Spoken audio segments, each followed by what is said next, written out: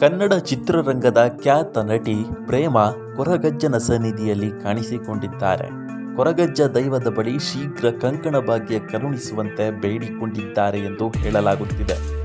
ಕಾಪು ಕೊರಗಜ್ಜ ಸನ್ನಿಧಿಗೆ ಬಂದಿದ್ದ ಪ್ರೇಮಾ ಭಕ್ತಿಯಿಂದ ಎರಡನೇ ಮದುವೆಗೆ ಕರುಣಿಸು ಎಂದು ಪ್ರಾರ್ಥಿಸಿದ್ದಾರಂತೆ.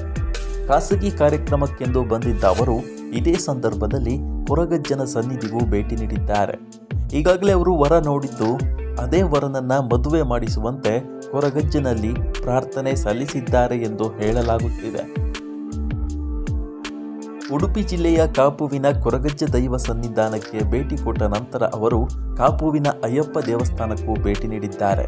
ಪ್ರೇಮಾಗೆ ಸಹೋದರ ಅಯ್ಯಪ್ಪ ಹಾಗೂ ಅಯ್ಯಪ್ಪ ಪತ್ನಿ ಅನು ಕೂಡ ಜೊತೆಯಾಗಿದ್ದರು.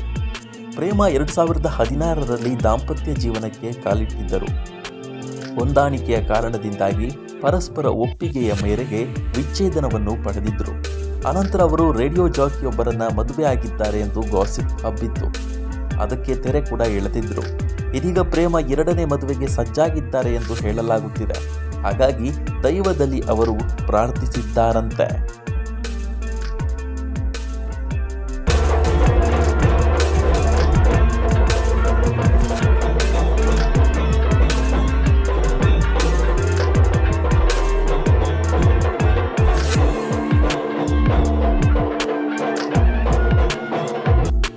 ಸಬ್ಸ್ಕ್ರೈಬ್ ಮಾಡಿ ಕರಾವಳಿ ಕಂದ ಯೂಟ್ಯೂಬ್ ಚಾನಲ್.